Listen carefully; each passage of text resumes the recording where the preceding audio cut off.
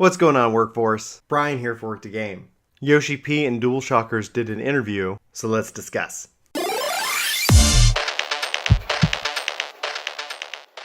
Okay, so just yesterday, DualShockers released their Yoshi-P interview talking about Stormblood. This was recorded. They said that they did the interview about a week ago, and so Yoshi mentioned that there was going to be, like, in a couple weeks, we'd know when Part 2 is going to drop.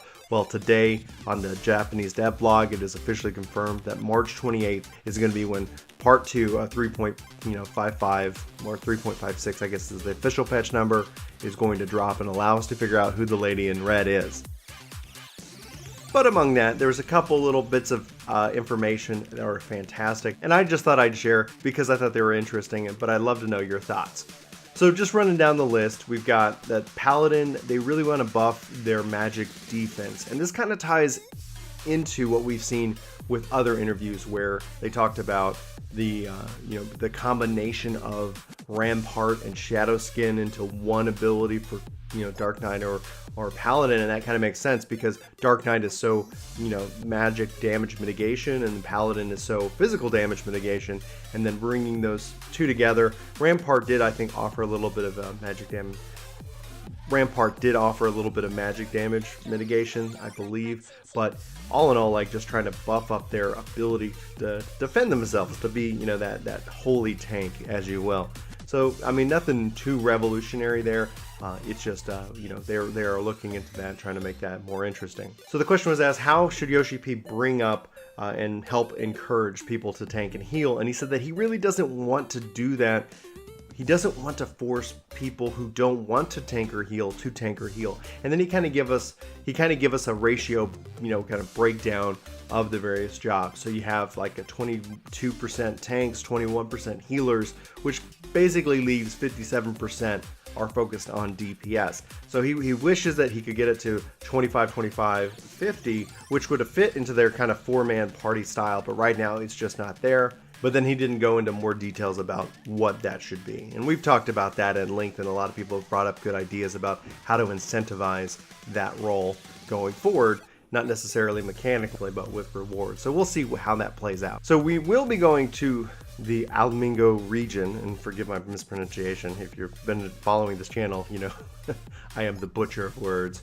But we will be going there. They haven't shown it off due to the fact that they were still working primarily on those assets. They had the main buildings and structures completed, but there's still a lot of work they had to put in. I'm sure they're still working on it, but we will be seeing that open field thing probably as a part of a benchmark, as they typically release before any kind of update, or as they typically release before expansions. So they said that Kugane is going to be as large as Ishgard. The only thing is that it's going to be seamless. There aren't going to be any zone lines when, if you look at Ishgard, if you look at all the main cities, they're kind of like two zones. They're split up. Now, this wasn't because of the PS3. They always had that ability technically, but and he went and made a specific point about that the reason they're doing this wasn't because the PS3 was dropped. However, they're able to, now that there's that much more memory in the game, to be able to open it up to more assets. So they said instead of trying to focus on improving the overall graphic quality of the game, they want to be able to add more to it, make the world more alive. He did say that with the removal of the PS3, they are working to make it where you can run through the world faster, or you could move through the world faster, and I don't know what that technically means and how that might have been tied to a particular limitation, but all in all, I'm hoping that means that our ground mounts will get the ability to sprint or something like that. I think that would be exciting to give some incentive for using those mounts over flying mounts once you have the ability to fly. So, and also Final Fantasy XV's crossover event is still coming. However, it's going to have to be something they work on post 4.0. It's going to take up so much resources.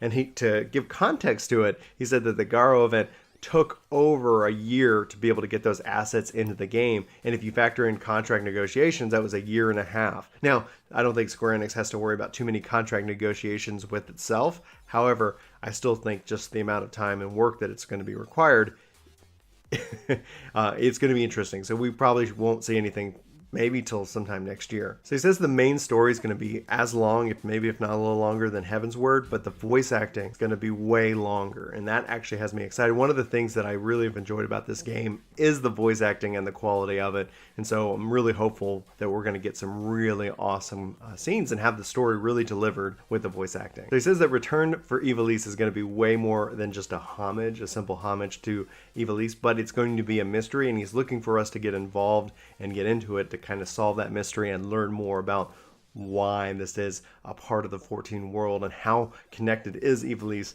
to Final Fantasy 14's world. All in all, this has me the most excited. I am really looking at, 4.0, really excited. 4.1, even more excited, because that's when we get to go into that raid. Final Fantasy 12 and even Ivalice from the Final Fantasy Tactics series, one of my favorites.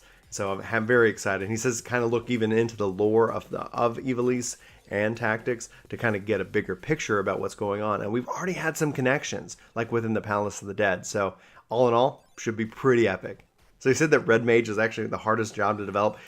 Instead of going and say, hey, we want to bring in Red Mage, or we want to bring in, Blue Mage or something like that nature, that they go and say, like, what kind of role are we looking to fill? Like, or do we want long-range caster DPS? And so then they were looking and they were like, okay, how can we fit Red Mage? And so they were playing around with a couple other options for different jobs, and he was hesitant on naming them. But in this interview and in previous interviews, a couple of names have come up. Like they looked at maybe Time Mage or Oracle. Now, that does not mean we're going to be getting those jobs in 5.0, but it's just something that they were looking into for that regard. And so I know we've talked about Time Mage, and that's actually one of the jobs that I always wish they brought into Final Fantasy 11. And so we kind of got a Time Mage with Astrologian in Final Fantasy 14. So it was interesting to see him use that as a reference, but it does not mean that that's what we're going to be seeing. But it's a real cool, thing to see that they're thinking about that and how it could play out and work. But I'm really excited that they're bringing in Red Mage. I think that kind of frees them from, that classic job that is really kind of series defining. And so who knows what 5.0 would bring. But personally, I love casters, and having a Time Mage, like a real dedicated DPS Time Mage in this game, would be pretty cool. But I'd love to know what you guys think. So Yoshi-P, and me included, would love to see like PvP and Frontlines kind of weaved into the main story. However, he doesn't feel like, the community of the game really makes sense. And so I can kind of understand that. The only way I could see it working is that if we were fighting the other, tears, essentially the other servers, as all versions of Eorzean. But Yoshi-P feels that the community really wouldn't kind of connect into that type of game. I'm glad they've got PvP. I can't wait to see what PvP changes they have. And then just two final notes. I think they asked Yoshi-P if he'd like to work on any other games, and Yoshi-P said yes, he'd love to work on a new game, but he is, a man of what Square Enix, the company, wants him to do. And I, for one, would love to see Yoshi-P be able to take on a mainline Final Fantasy title, especially from the beginning. I wouldn't think that would be Final Fantasy 16, because I would bet that game's well in development, but I could be wrong. However, as long as he was able to leave Final Fantasy 14 in good hands, I would love to see him tackle a new mainline Final Fantasy game with his passion and love and care for what he's done with 14. I think the entire series would benefit, but it's also important that they don't abandon 14. So he talked about this like a while back in other interviews, that it was about trying to find the right person for the job, because he's still technically doing two jobs, both the producer and the director. He's just not getting paid for both of them. And so I, for one, would love to see what he can do and let Square Enix kind of set him loose. I think he's earned that right. But I'd love to know what you guys think. And then finally, they're planning, obviously, a media tour blitz as well as live letters to really get into all the details of what they haven't shared with us yet. Battle system changes, PvP changes, world, all of that. So there's just a lot that we know, but there's also still a lot we don't. And that will be coming in the month. So they said, again, March 28th is going to be the day that we get the part 2. So we should learn who the Lady in Red is at that point. That's going to really set us up to go into Stormblood, and then April and May we should be seeing lots and lots of information before the release in June. So it's not that far off. It's really exciting stuff. So anyway, be sure to check the link below. Give DualShocker some love for go read that interview. It's got a lot of extra detail in it. This is just my summary and highlights of it, but I'd love to know yours. sound off in the comments below and let's have that conversation. And if you've heard any of the kids in the background, I apologize. But it's just my life. It's a great life, and I can't complain. So anyway, for Work to Game, my name's Brian. I hope you have a fantastic day, and I hope to see you in my next video. But until then, take care.